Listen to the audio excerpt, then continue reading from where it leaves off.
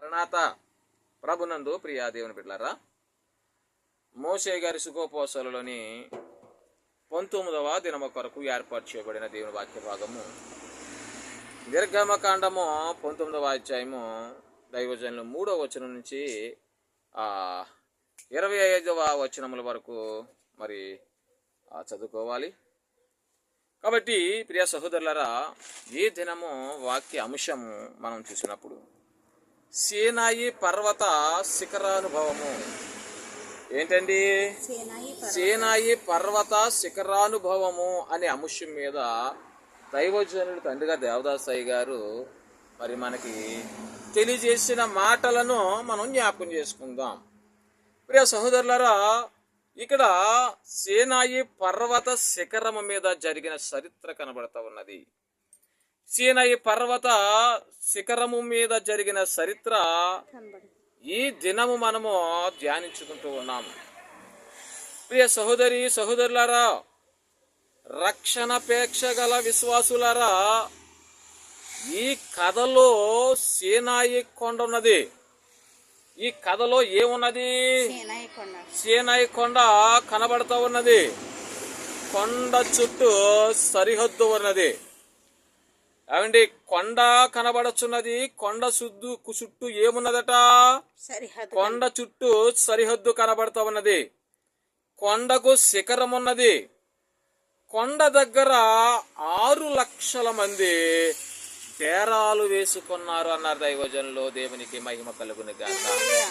ప్రియ సహోదరులారా, ఇక్కడ ఈ యొక్క అంశములో ఒక కొండ కనపడుతున్నది. ఆ కొండ పేరు సీనాయి కొండ.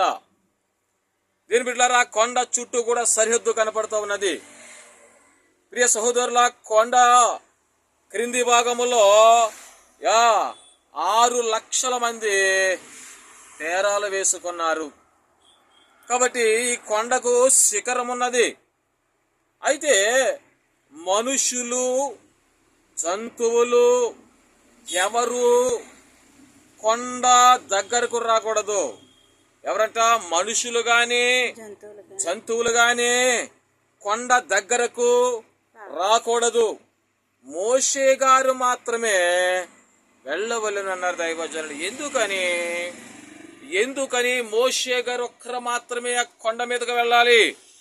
దీని బిడ్డలారా, ఎందుకంటే ఆయనంతా పవిత్రంగా ఉన్నాడు కనుక. మోషే గారంతా పవిత్రంగా మనము కూడా ఉండాలని మన దైవజనులు చెప్పారండి, దేవదాసయ్య గారు. కాబట్టి కొండ మీదకు వెళ్ళాలంటే ఒక్కరికే సాధ్యము. అది మోషే గారికి మాత్రమే సాధ్యము. ఎవరు కూడా మనుషులే కాదు, ఆ జంతువులే కాదు, పశువులే కాదు, ఏవైనా ఆ కొండను దరి చేరకూడదు, ఆ కొండను ముట్టకూడదు. ప్రియ సహోదరులారా, అందుకే ఇక్కడ దైవజనులు అంటా ఉన్నారు, మోషే మాత్రమే ఆ కొండకు వెళ్ళవలను. దేవుడు ఆయనతో మాట్లాడును. ఏ పని మీద మోషే కొండ ఎక్కాడో గ్రంథములో రాయబడినది. ఆయన ఎందుకు ఎక్కాడు కొండ మీదకి? ఆయన కొండ మీదకి ఎక్కవలసిన పని ఏంటి? అవన్నీ కూడా పరిశుద్ధ గ్రంథంలో మనకు తెలియజేస్తా ఉంది. పరిశుద్ధ గ్రంథం. దీని బిడ్డలు కొండపైకి ఎక్కడానికి ఎందుకు ఎక్కాడైనా? సరదాగా చూడటానికా? ఈ లోకమంతా కూడా దేని బిడ్డలారు చూడడానికి ఎక్కాడా కొండ? ఎందుకు ఆ కొండ ఎక్కాడు? దేని బిడ్డలారా, పరిశుద్ధ గ్రంథంలో మనం చూడగలము. కాబట్టి ఇక్కడ మనం గమనించడం, మోషే దేవుని ఎదుర్కొనుటకు వెళ్ళాడు, సంఘమును విడిచి వెళ్ళాడు. అక్కడకు యెహోవా దేని బిడ్డలారా దిగేను అన్నారు దైవజనులు. చూసారా? దేని బిడ్డలారా, మోషే గారు కొండ మీదకి వెళ్ళినప్పుడు, సంఘమును అంతా కూడా విడిచిపెట్టి వెళ్ళినప్పుడు అక్కడ కొండ మీద యెహోవా దిగేను అని దైవజనులు తెలియజేస్తా ఉన్నారు. ప్రియ సహోదరులారా, ఒకటి దేవుడు అగ్నిలో దిగాడు, 2 మోషే మేఘములోనికి వెళ్ళెను. రథములు గాని మరి దేనిలోని గాని దేవుడు దిగలేదు గాని అగ్నిలో దిగేను అన్నారు దైవజనులు. దేవునికి మహిమ కలుగును గాక. ప్రియ సహోదరులారా, ఎక్కడ దిగారంట? దేవుడు అగ్నిలో దిగారట. రథముల మీద గాని ఎక్కడ గాని దిగలేదు, అగ్నిలోకి దీని బిడ్డలారా దిగినట్లు మనకు కనబడతా ఉన్నది. అప్పుడు కొండంతయు ఏమైపోయిందంట, కంపించెను. కొండంతా కూడా ఏమైపోయింది, ఊగిపోయిందండి. దీని బిడ్డలారా ఎందుకని, దేవుడే ఆ కొండ మీద దిగితే కొండ ఉంటుందా? దీని బిడ్డలారా కాబట్టి ఆ కొండ మీద ఉన్నవారు ఎవరో, మోషే గారు ఉన్నారు. మోషే గారి దగ్గరికి ఆయన మహిమలో ప్రవేశించినప్పుడు, ఆయన మేఘము కప్పినప్పుడు ఆ యొక్క మహిమలోకి దేవుడు అగ్నివలే మోషే గారి దగ్గరికి దిగారండి. అదే ప్రియ సహోదరులారా, దైవజనులు అంటా ఉన్నారు ఇక్కడ, అప్పుడు కొండంతయు ఏమైపోయిందంట, కంపించెను. అగ్ని, అలాగే పొగ, భూకంపము, ఉరుములు, మెరుపులు, బోరలు మోగుచుండెను. ఇశ్రాయేలీయులు చూచుచున్నారు. మోషే కాలిపోలేదు. అగ్ని ఉంటే కాలిపోవాలి గాని మోషే కాలలేదు. దేవుని మహిమ కలుగును గాక. చూసారా, ఉరుములు, మెరుపులు, పొగ, అగ్ని, భూకంపము. దేవుడు దిగిన వెంటనే దేని బిడ్డలారా ఒకేసారి అగ్ని బయలుదేరింది అన్నమాట. ఆ అగ్నిలో ఎవరున్నారు, మోషే గారు ఉన్నారు. కాలిపోవాలి ఆయన, మరి ఎందుకు కాలేదు? దేని బిడ్డలారా పరిశుద్ధత ఆయనలో ఉన్నది. దేని బిడ్డలారా ఆయనలో ఏ పాపము లేదు. ఆయనలో దేని బిడ్డలారా ఏ దోషము లేదు. నలకంతైన తలంపు, పాపం అనే తలంపు లేదండి. అందుకే ప్రియ సహోదరులారా మోషే గారు ఆ అగ్నిలో కాలిపోలేదు. అగ్ని ఉంటే కాలిపోవాలి కానీ మోషే కాలలేదు. ఇన్ని ఉన్నప్పటికీ మోషే దిగి రాలేదు. భూమి వణికినను కొండ మీద మోషే, కొండ కింద ప్రజలున్నారు. అగ్నిలో దేవుడున్నాడు. దూరమనున్న వారికి భయం గాని దేవుని సన్నిధిలో ఉన్న మోషేకు భయం లేదు. సహోదరులారా గమనించండి, దూరముగా ఉన్న ప్రజలు హడలెత్తిపోతూ ఉన్నారు, భయపడిపోతూ ఉన్నారు ఆ అగ్ని, ఆ మెరుపులు, ఆ ఉరుములు చూసి. నిజానికి అగ్ని దగ్గరున్న వాడు భయపడిపోలా, దూరంగా ఉన్న వాళ్ళు భయపడాలా? అవునండి, అగ్నికి దగ్గరున్న వాళ్ళే భయపడతారు. కానీ ఇక్కడ దూరంగా ఉన్న ఇశ్రాయేలు సైన్యం ఏమైపోతున్నారు, హడిలిపోతూ ఉన్నారు. దేని బిడ్డలారా గమనించండి, దూరంలో ఉన్న వారికి భయం గాని దేవుని సన్నిధిలో ఉన్న మోషేకు భయము లేదు. దేవుని మహిమ కలుగునే గాక. అలాగే ఎన్ని శ్రమలు, శోధనలు, బాధలు, ఇబ్బందులు అని క్షణము కూడా మనల్ని వెంటాడుతున్నా దేవుని సన్నిధిలో ఉన్న మనకు భయము లేదు. ఏమని ఉందా, ఉన్నదా? దేని బిడ్డలారా మనల్ని చూసి దూరంగా ఉన్నవారు భయపడతారు. వీళ్ళు ఎలా బ్రతుకుతున్నారు, ఎలా జీవిస్తున్నారు, ఎలా నడుస్తున్నారు, ఎలా వెళ్తున్నారు, అసలు ఎలాగొస్తుంది వీళ్ళకి అని మనల్ని చూసే వాళ్ళు భయపడతారు. కానీ దేవుని సన్నిధిలో ఉన్న మనకు భయము లేదు, ఉండకూడదు కూడా. దేవుని మహిమ కలుగును గాక. ఎన్ని శ్రమలు వచ్చినా, ఎన్ని బాధలు వచ్చినా, ఎన్ని కష్టాలు వచ్చినా దేవుని సన్నిధిలో ఉన్న మనకు భయం అనేది ఉండకూడదు. దేవుని మహిమలో ఉన్న మనకు భయం అనేది ఉండకూడదు. అందుకే సీనాయి కొండ మీద మోషే అగ్నిలో ఉన్నాడు. ఆయన సీనాయి కొండ మీద మోషే గారు అగ్నిలో ఉన్నాడు కనుక ఆయనకు భయం లేదని మామూలుగానే ఉన్నది. ఆయనకి ఎలాగుందంట, ఈ ఉరుముల మెరుపులా ఏమీ లేవా ఇంటి అక్కడ పైన కింద చూస్తున్నాం మనకు కనపడుతున్నాయి. కానీ అవి మోషే గారికి అయితే దేని బిడ్డలారా ఇలాంటివి ఏవి కూడా కనపడతలేదు. అందుకు దైవజనులు అంటూ ఉన్నారు ఇక్కడ ఏమని, మోషేకు భయం లేదు. ఈ 5 విషయములలో మోషేకు భయం లేదు. కానీ దూరములోనున్న ప్రజలు భయపడిపోయిరి.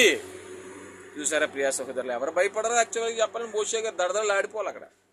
కాబట్టి దేవుడు ఆయనతో ఉన్నాడు, దేవుడు ఆయనకు తోడుగా ఉన్నాడు.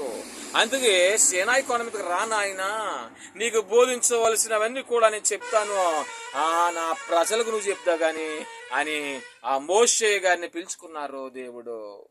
దేని బిడ్డలారా గమనించండి, దేవుడు మనల్ని కూడా అలాగే పిలుచుకుంటాడు. ఆయన మనల్ని కూడా అలాగే పిలుచుకుంటాడు ప్రభువు. ఒకనొక టైంలో దేని బిడ్డలారా మోషే గారికి వెంటనే మహిమ వచ్చేసిందా, విజయం వచ్చేసిందా? ఎన్నిసార్లు పూర్వ దగ్గరికి వెళ్ళాడండి. దేని బిడ్డలారా మోషే గారు ఎన్నిసార్లు పూర్వ దగ్గరికి వెళ్తే ఇశ్రాయేల్ సైన్యాన్ని విడిపించారు. వెంటనే వచ్చేసింది ఆ విజయం మోషే గారికి? రాలేదు. దీని బిడ్డలారా, ఆయన చేయగా చేయగా చేయగా దేవుడు ఆయనతో అద్భుతాలు చేయించగా దేవుడే చేయించగా దేని బిడ్డలారా అప్పుడు విజయం వచ్చిందండి ఆయనకి. దేని బిడ్డలారా అప్పుడు విజయం వచ్చింది. ఆ విజయంతో ఇశ్రాయేల్ సైన్యాన్ని ముందుకు నడిపించాడు. ఒకేసారి రాలేదండి, విజయం వచ్చిందా? కాబట్టి మనకి కూడా జీవితంలో ఎన్నో శ్రమలు వస్తాయి, ఎన్నో ఆటంకాలు వస్తాయి, ఎన్నో అడ్లు వస్తాయి. దేని బిడ్డలారా మరి అవన్నీ కూడా వచ్చాయని చెప్పేసి మన ప్రభుని విడిచిపెట్టి లోకములో కలవకూడదు. జ్ఞాపకం చేసుకోనండి. దేని బిడ్డలారా మనం వచ్చిన వెంటనే మనకి విజయం వచ్చేస్తే మనం చాలా ఆనందంగా ఉంటాం.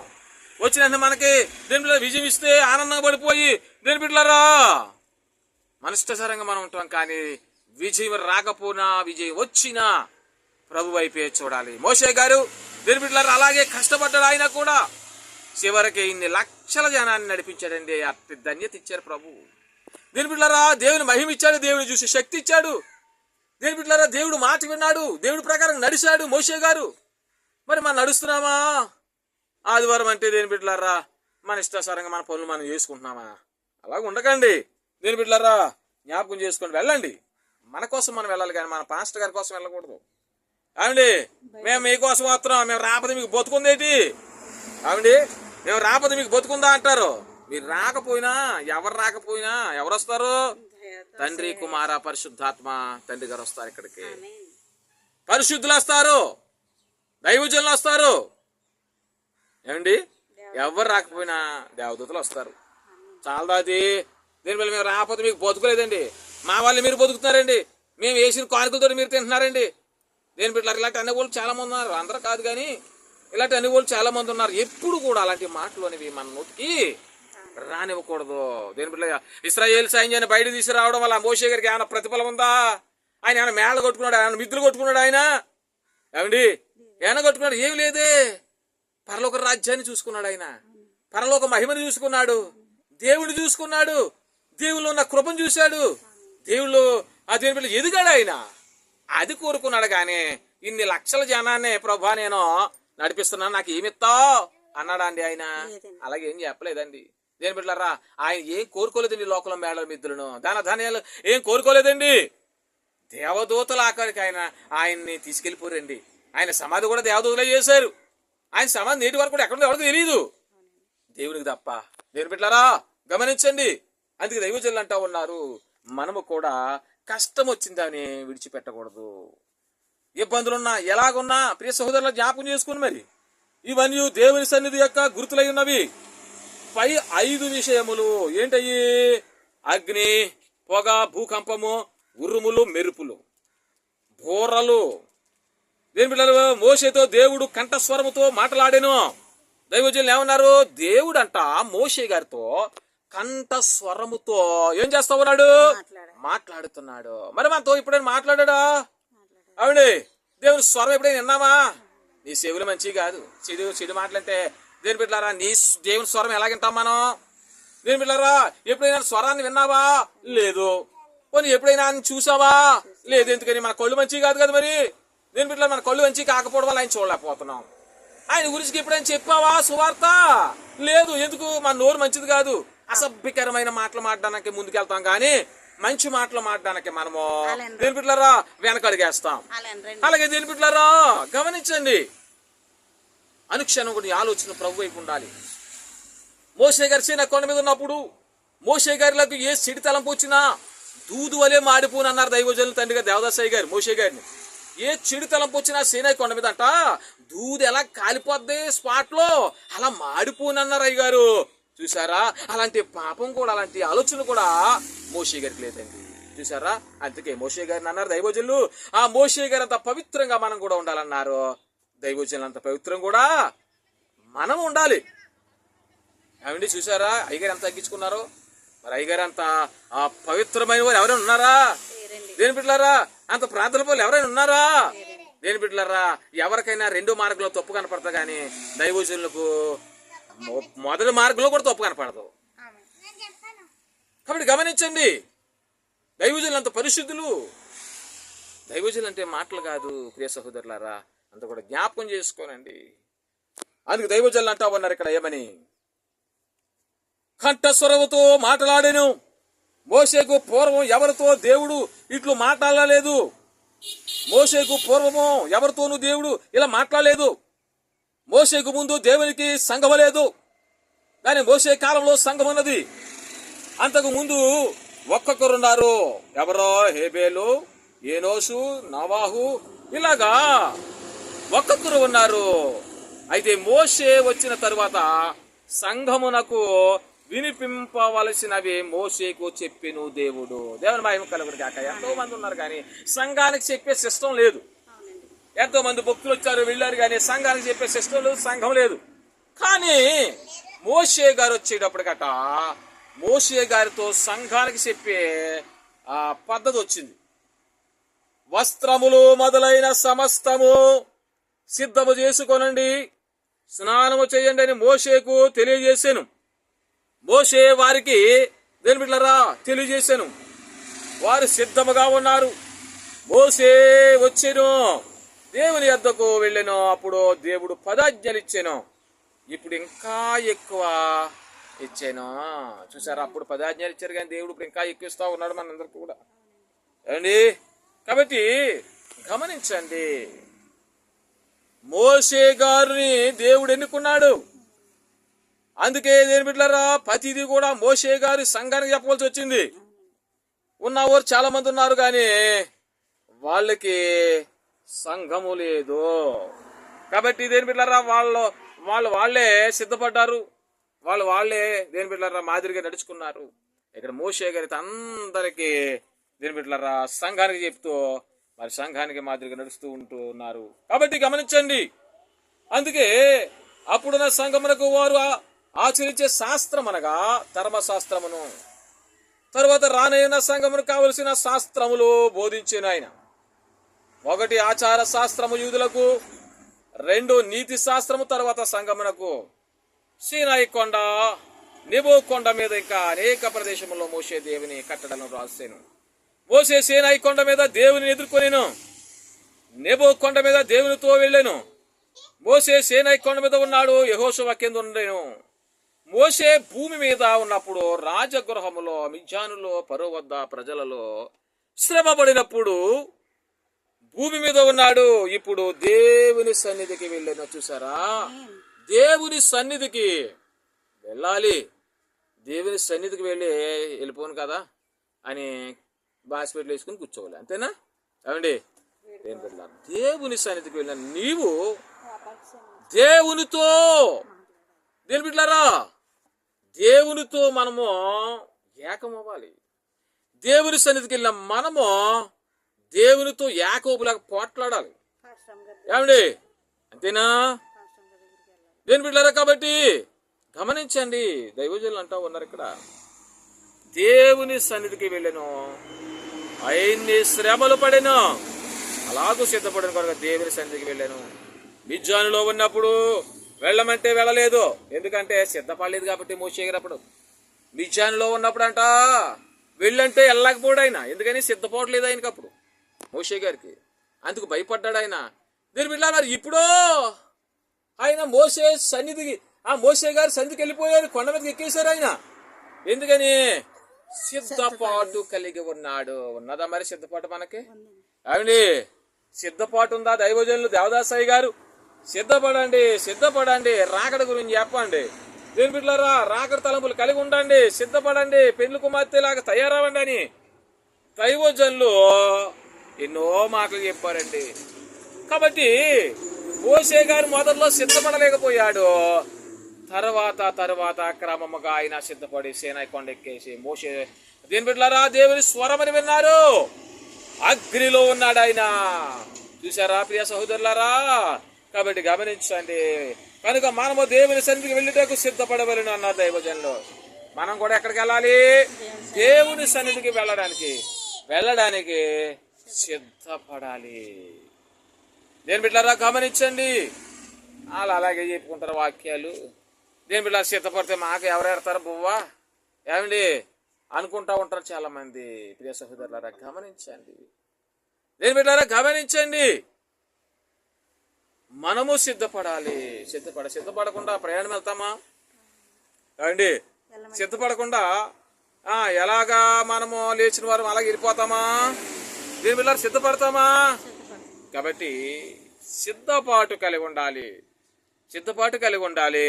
దేని బిడ్డలారా గమనించండి. అలాగే దైవజనులు అన్నారు, మోషే పొదలో నుండి అరణ్యము నుండి సీనాయి కొండ శిఖరమునకు ఎక్కినట్లు మోషే గారంట భక్తి శిఖరం ఎక్కారట. ఆయన స్వాతంత్రం కలిగిన గాక. సీనాయి కొండకి శిఖరం ఉన్నది, కానీ ఈయన ఎక్కింది ఏ శిఖరము? భక్తి శిఖరమట. అందుకే మోషే పొదల నుండి అరణ్యము నుండి సీనాయి కొండ శిఖరమునకు ఎక్కినట్లు మోషే గారు భక్తి శిఖరం ఎక్కెను అన్న దైవజనులు. అలాగే విశ్వాసులైన వారు కూడా తమ భక్తిలో అట్లే శిఖరం ఎక్కవలెను. విశ్వాసులు కూడా తమ భక్తిలో ఏం చేయాలి? శిఖరం ఎక్కాలి. మరి ఎక్కుతున్నామా అండి? శిఖరం ఎక్కుతున్నామా? 40 దినములు చేస్తున్నా. దేవుని బిడ్డలారా గమనించండి. మోషే గారి సుఖం కోసం 40 దినములు చేస్తున్నా. దేవుని బిడ్డలారా, మీరు మామూలుగా వెళ్తున్నారా? భక్తి శిఖరం ఎక్కడానికి వెళ్తున్నారా? మోషే గారు భక్తి శిఖరం ఎక్కారట. మరి మనం ఏ శిఖరం ఎక్కుతున్నాం అండి? మనం ఏ శిఖరం ఎక్కుతున్నాం? దేవుని బిడ్డల మేడలనే శిఖరమా? నిద్దులనే శిఖరమా? వెటకారాలు వేలాకాలనే శిఖరాలా? పాపపు చూపనే శిఖరమా? ఏ శిఖరాలు ఎక్కుతున్నాం మనము? భక్తి శిఖరం ఎక్కాలి. 40 దినాలు చేస్తే చాలా పర్ఫెక్ట్ గా చేయాలండి.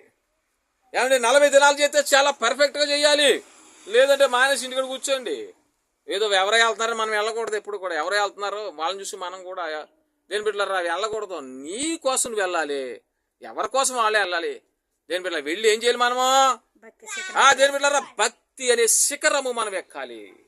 సీనాయి కొండ మీద మోషే గారు శిఖరం ఎక్కారు. అదే ఏ శిఖరం అన్నారు దైవజనులు? భక్తి శిఖరం ఎక్కాలి. అలాగే విశ్వాసులు కూడా, దైవజనులు ఏమంటున్నారు? విశ్వాసులు కూడా భక్తి అనే శిఖరము వెక్కవలెను. దేని బిడ్డలారా గమనించండి. దైవజనులు అంటూ ఉన్నారు, మరి ఆ శిఖరం మనం ఎప్పుడు ఎక్కాలి? ఎక్కడ రాక ఎక్కాం? ఎన్ని మెట్లు ఎక్కాం? ఇప్పటికి ఎన్ని మెట్లు ఎక్కాం మనము? ఆ శిఖరం ఎక్కాలంటే 19 మెట్లు ఎక్కాము. దేవుని మహిమ కలుగును గాక. 19 మెట్లు. దేవుని బిడ్డలారా ఎక్కాము. ఎన్ని ఎక్కాలి మనము? 21 మెట్టు ఎక్కాలి. 21 మెట్టు ఎక్కేటప్పటికి మనలో ఉన్న మరి విశ్వాసం కథ ఊడిపోద్దో ఇంకా పెంచుకుంటాము. ఒకసారి ఆలోచించుకోండి. మరి ఏదో వెళ్తున్నాం కదా, వచ్చేస్తున్నాం కదా, టైం పాస్కి వెళ్తున్నాము. ఈ సంవత్సరం వచ్చే సంవత్సరం ఏదో టైం పాస్ హ్యాబిచువల్ యాక్షన్ లాగా దేని బిడ్డలారా కాదు. మనము ప్రతిరోజు చేసే వాడికిలా కాదు. ఈ సంవత్సరం వచ్చే మళ్ళీ వచ్చే సంవత్సరం ఇది కాదు. నువ్వు సంవత్సరం మెట్లు ఎక్కుతూనే ఉండాలి. ఆ శిఖరం ఎక్కి దేని బిడ్డలారా దేవుని మహిమ పొందుకోవాలి. పరలోక రాజ్యం అనే శిఖరం ఎక్కాలి. నువ్వు పరలోక రాజ్యం అనే శిఖరం ఎక్కాలి. కానీ దేని బిడ్డలారా ఒక మెట్టు ఎక్కాను కదా సరిపోతుంది కదా అని ఆ మెట్టు దగ్గరే కూర్చోకూడదు. సిద్ధపడండి. ప్రియ సహోదరుల, మోషే గారు ఎంత భక్తిగా ఉన్నారు. దైవజనులు ఎంత భక్తిగా ఉన్నారు. బైబిల్ గ్రంథాలు అనేకమైన ప్రవక్తలు ఎంత భక్తిగా ఉన్నారు. అంత భక్తిగా మనం కూడా ఉండాలి. వాళ్ళు కూడా మనుషులే కదా అవునండి. వాళ్ళు కూడా మనుషులే. వాళ్ళ భక్తిని పెంచుకోవడం వల్ల ప్రవక్తలయ్యారు. వాళ్ళలో ఉన్న విశ్వాసాన్ని దేని బిడ్డలారా పెంచుకోవడం వల్ల ప్రవక్తలయ్యారు. వాళ్ళు ఉన్న మలినమంతా తీసేసుకోవడం వల్ల వాళ్ళు ప్రవక్తలయ్యారు, పరిశుద్ధులయ్యారు. మనం కూడా ఆ వరుసలోకి వెళ్ళాలి. పెండ్లి కుమార్తె వరుసలోకి మనం కూడా వెళ్ళాలంటే మనలో ఉన్న మలిని కూడా తొలగించేసుకోండి. దేవుని మహిమ కలుగును గాక. మరణాత. కాబట్టి